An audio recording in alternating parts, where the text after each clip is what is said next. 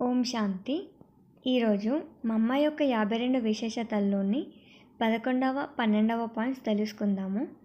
అందులోని 11వ పాయింట్, మమ్మాని ఒకసారి ఇలా అడిగారు.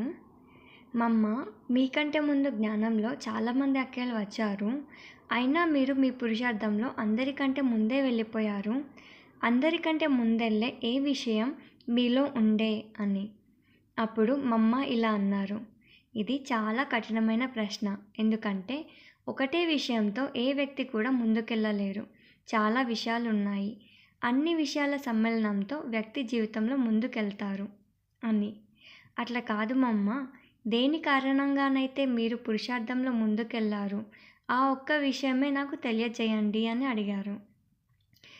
మమ్మ చాలా సమయం ఆలోచించి ఇలా అన్నారు, నేను ఏదైనా ఒక సంకల్పం చేశానంటే ఎటువంటి పరిస్థితిలోనైనా దాన్ని పూర్తి చేయాల్సిందే. ఈ దృఢత అనే గుణంతోనే నేను ముందుకెళ్తున్నాను అని మమ్మ అనుకుంటున్నాను అని చెప్పారు. 12వ పాయింట్, మమ్మ ధారణ అత్యంత నాణ్యత కలిగి ఉండే. మమ్మ చాలా తక్కువ మాట్లాడేవారు.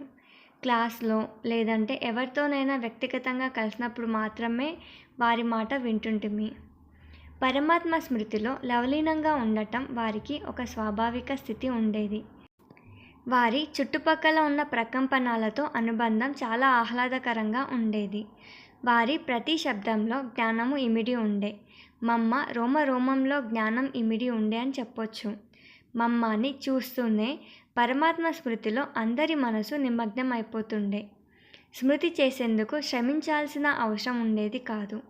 పరమాత్మ తండ్రి యొక్క స్మృతి సహజంగా వచ్చేది. ఓం శాంతి.